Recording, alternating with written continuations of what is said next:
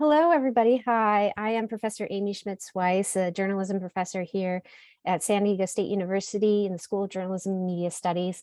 Sorry, I can't be there with you in person, but I'm glad that the digital powers that be are making it possible for me to be connected with you in this form. A big thank you to the Mobile Me&You conference organizers. Gary and his team are amazing, and all the volunteers to put together this event. It's a wonderful conference that brings together experts and amazing speakers and panels to really discuss what's happening in the world of mobile and how it's changing our world. So a big thank you to Gary, and thank you for inviting me to be here today.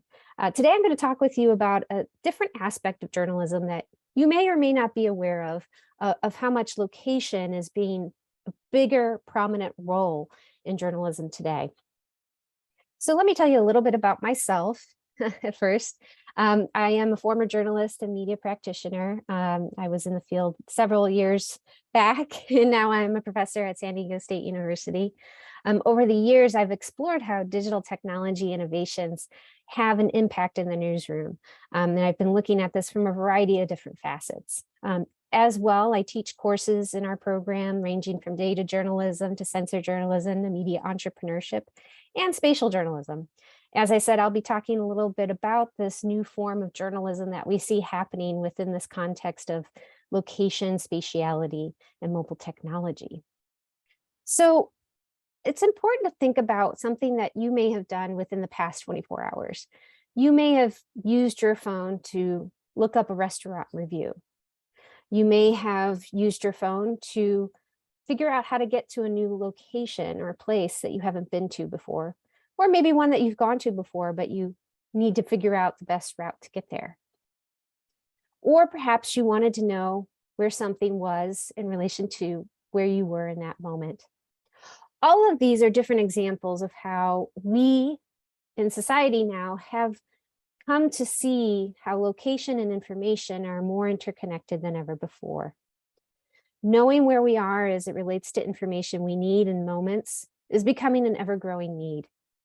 And really, digital mobile technology is advancing the ways in which we get this kind of information. One example is through location-based services. Location-based services, as it's called LBS, is an industry that has been around for several decades, and it has continued to grow. And it's now growing even more rapidly than it has in the past. In 2021, it was at 20 billion worldwide.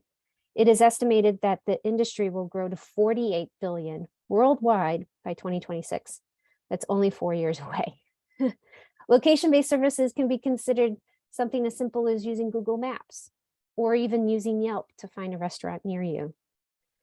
This area is growing rapidly, and several industries worldwide are investing in this area, from retail to healthcare to biotech and more.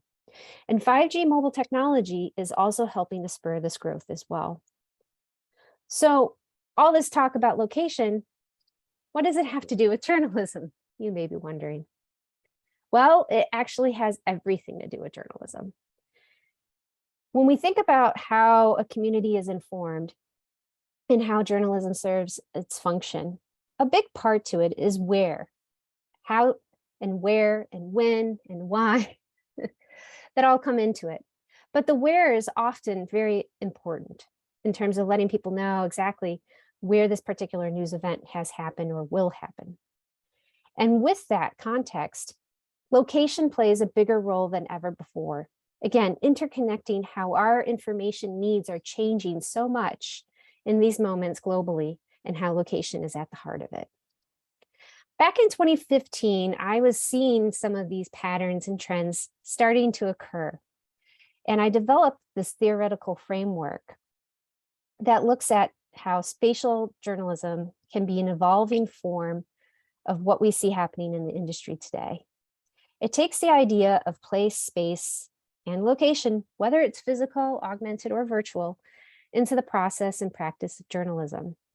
Location in this context can either be relative or an absolute location.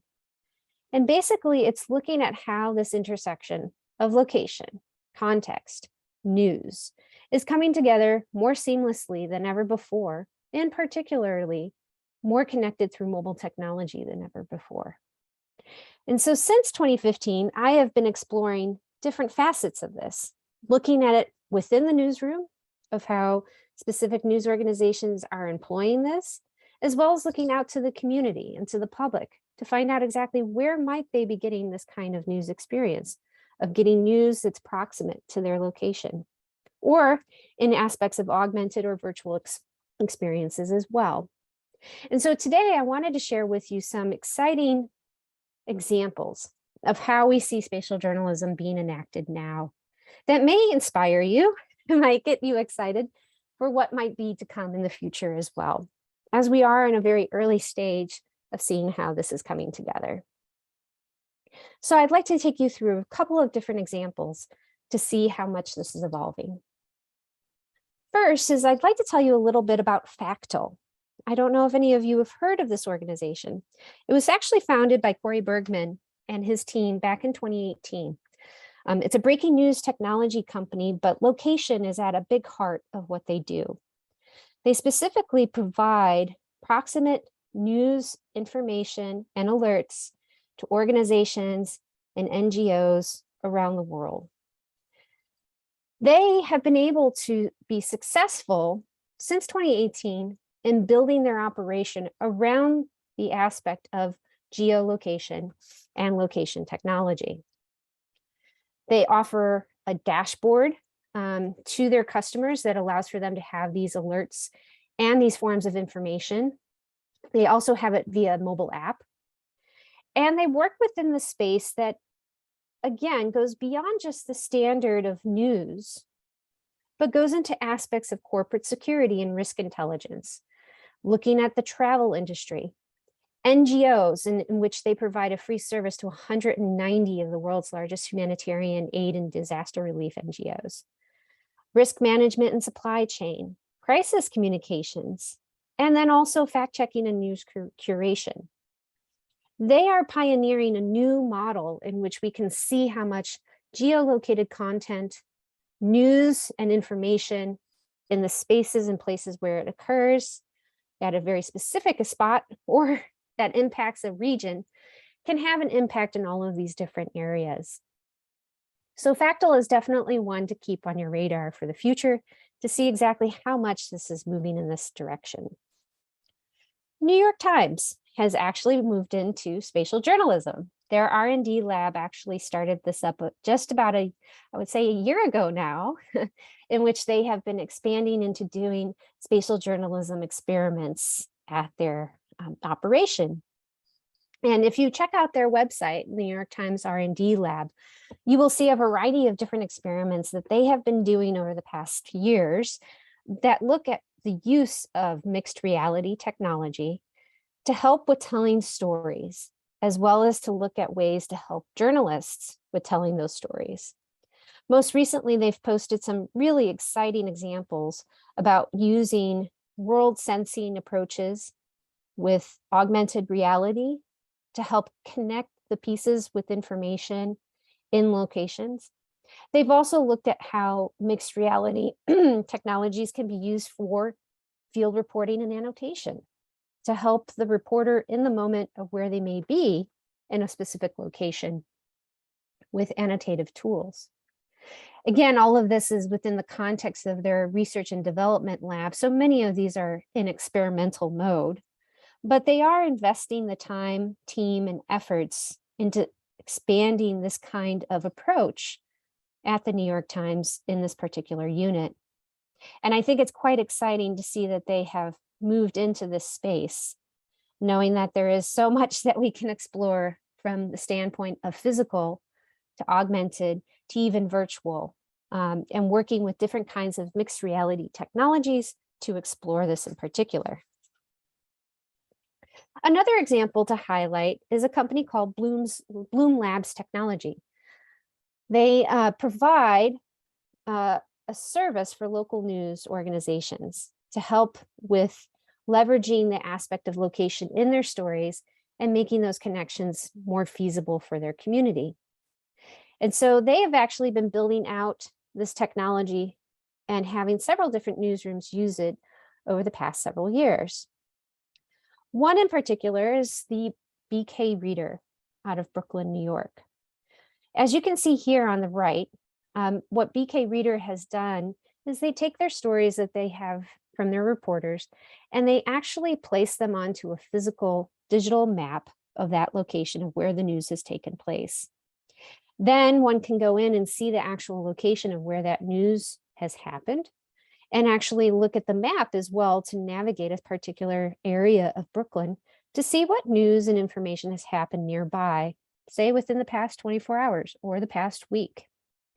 They've also recently launched an events section that allows for one to see a variety of different events happening and employ a map that allows for the public to see exactly where this is.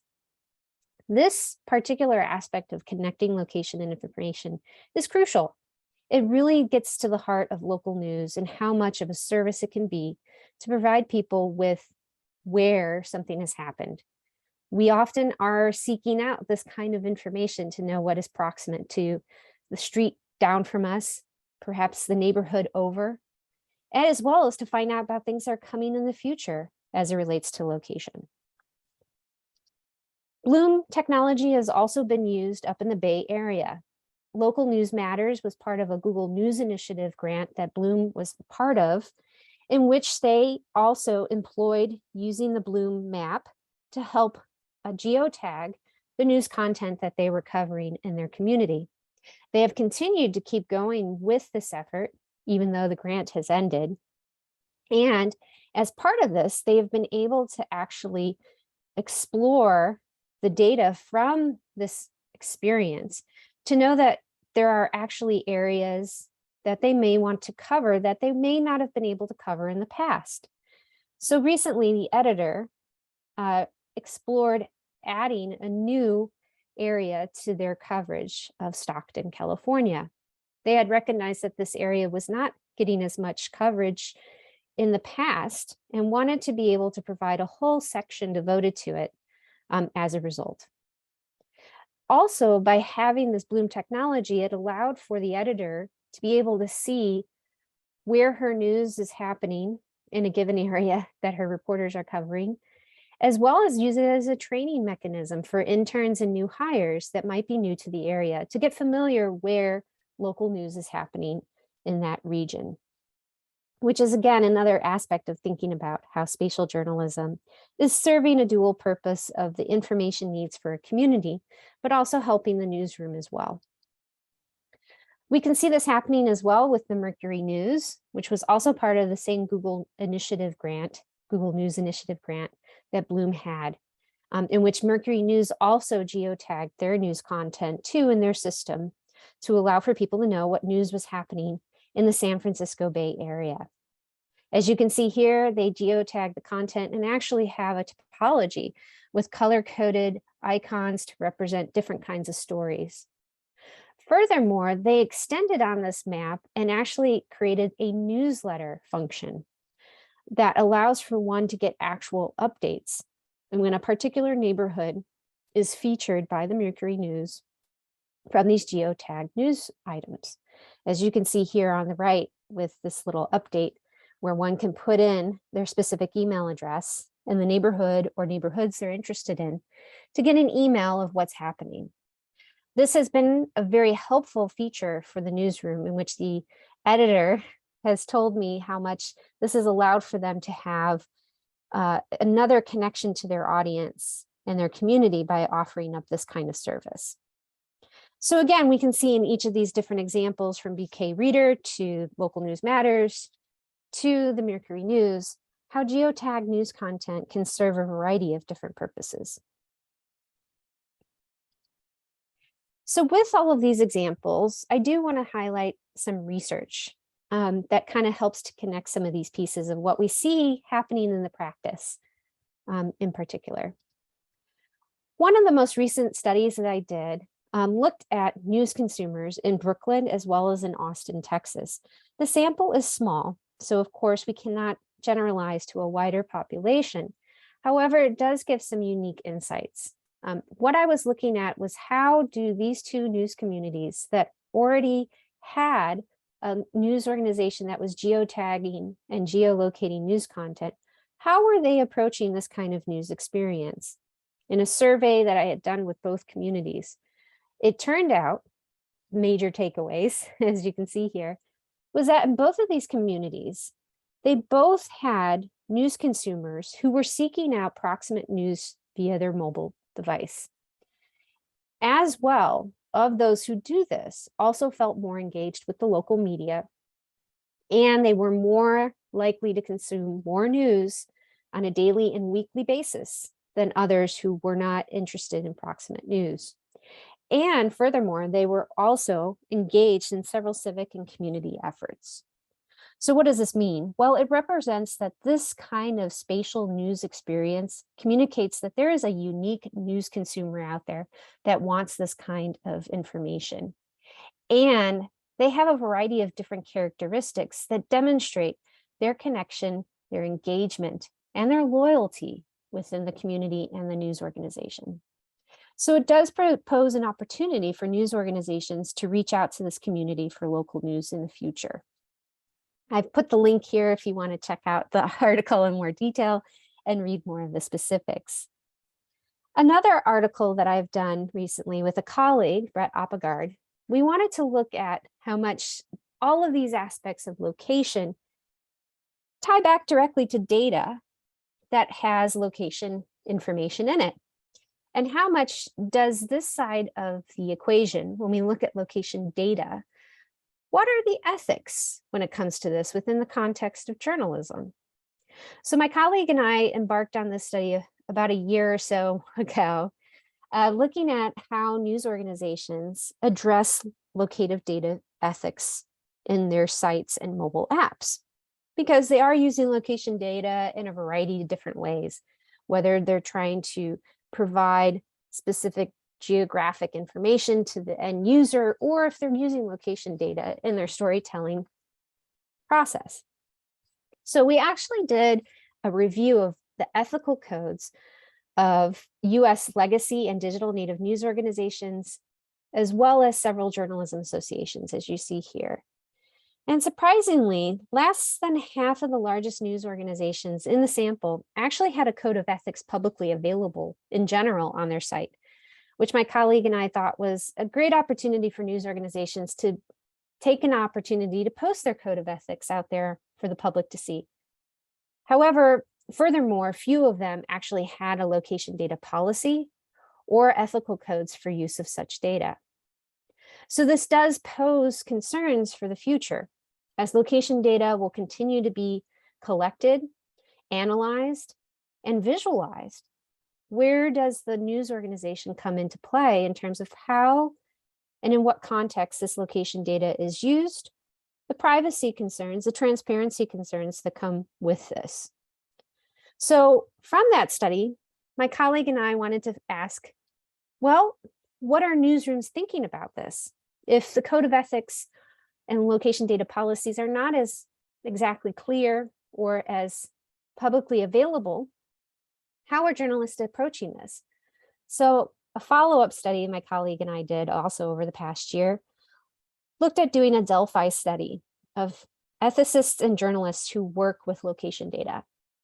And based off of this study, again, it was only 12 individuals, so it can't be, again, generalized to the larger population. However, it does give us some insight to understanding amongst this 12 that there are some different aspects to thinking about location data. One is that the uses of location data right now for reporting are really unique. There is no one-size-fits-all approach. Many of them are creating the different projects and visualizations for this on a case-by-case basis. There really are no set standards.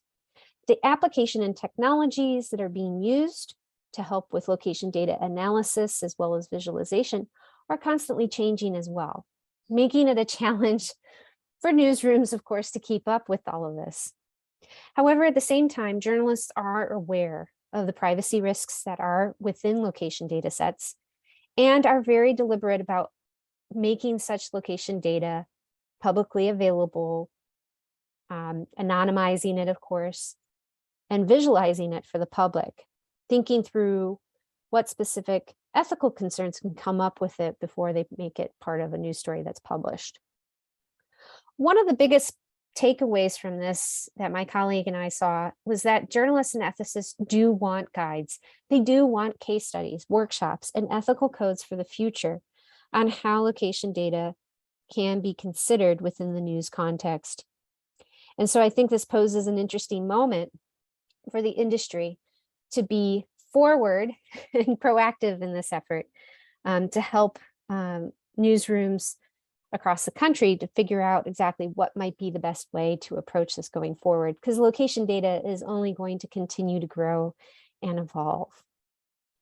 So these are just a couple of the recent studies that have been published. I'm continuing to do some more in this space, and maybe I'll share it at another mobile Me&You conference in the future. But I did want to leave you with some final thoughts. So what does all of this mean, right? What are we supposed to take away from today? Well, basically, we look at how much spatial news production and spatial news experiences are happening now, but it is at a very early stage.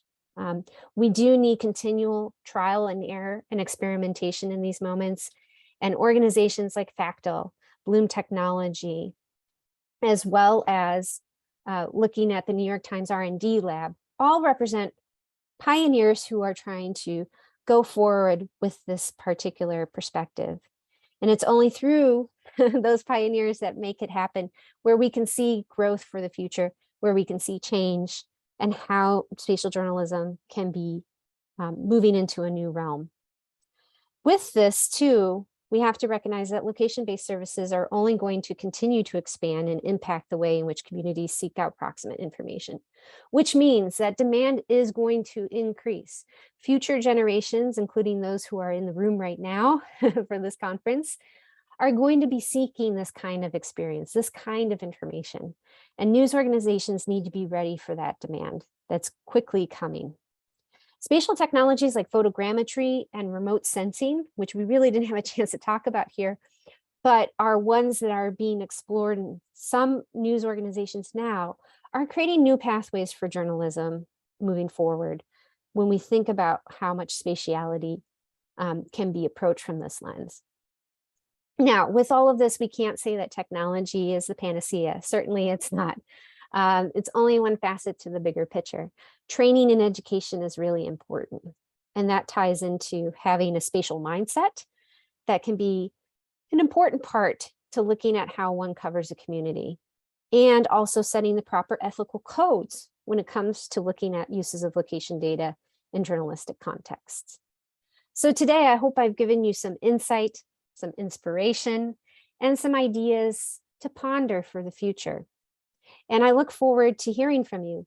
Please reach out to me, send me an email, contact me, and I hope you have a wonderful rest of your time here at Mobile Me&You. Bye-bye.